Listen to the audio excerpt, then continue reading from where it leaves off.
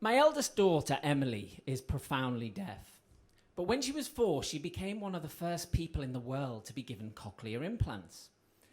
Now, if you search online for cochlear implant switch-ons, you're going to find hundreds of videos of deaf people having their implants turned on and hearing for the first time. And it's incredible. And I was lucky enough to be in the room on the day that Emily had her implant turned on. I remember I asked her what she could hear, and she described it as sounding like butterflies dancing, which I thought was lovely. But you don't go from complete silence to being able to hear and understand everything in a day. It's a journey. So today, Emily is a teenager. And if you speak to her one-on-one, she can understand really well. But when she's in a group, it's more of a struggle. And that can be a problem because, as we know, teenagers gather in groups. They gossip in groups. And so if Emily is in a group of gossiping teenagers, she struggles to really understand what's being said. She can't get herself involved in the conversation. And it means she's always found it hard to make any really good friends.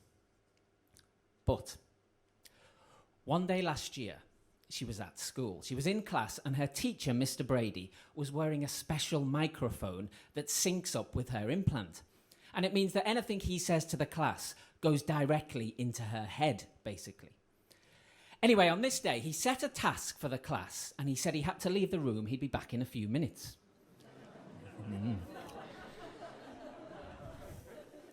So he forgets to turn off his microphone. A minute or so later, Emily can hear her teacher going to the toilet. Both ends, front and back, yeah, if you don't know what both ends means, while singing to himself George Ezra's Shotgun. I know. Now, this isn't like Emily, but she told the boy sitting next to her what she could hear. And he told the girl sitting next to him. So whilst poor Mr. Brady was riding shotgun underneath the hot sun, feeling like a someone, the news was spreading like wildfire. Now that night, Emily told me what had happened. But a week or so later, I got a message from Mr. Brady asking me if I could come into the school for a chat.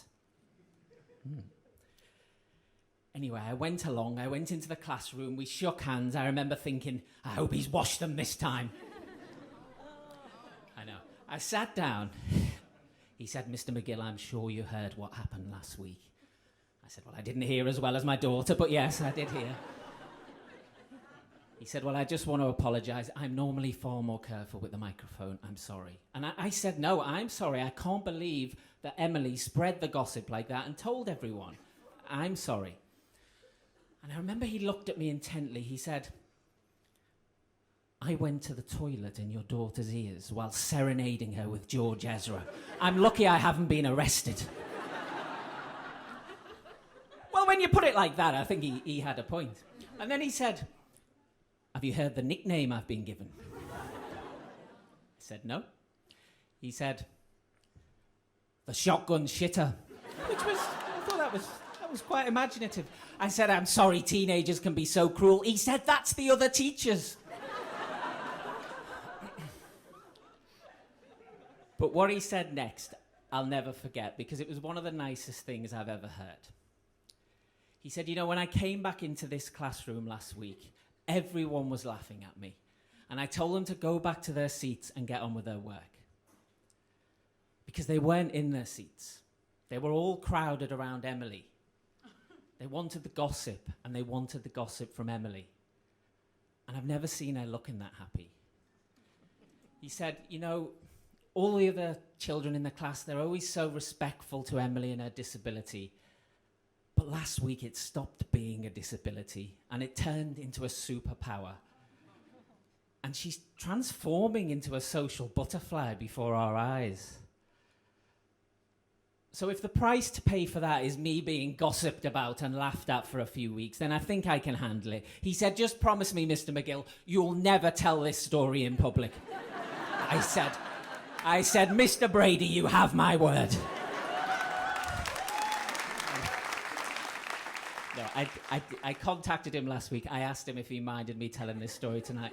He replied immediately. He said, "Let the gossip mongering continue." He did ask if I would change his name to protect his anonymity. I said, "I'm sorry. Everything has to be true at the Moth. Unless you've got any nicknames you'd like me to use." Thank you.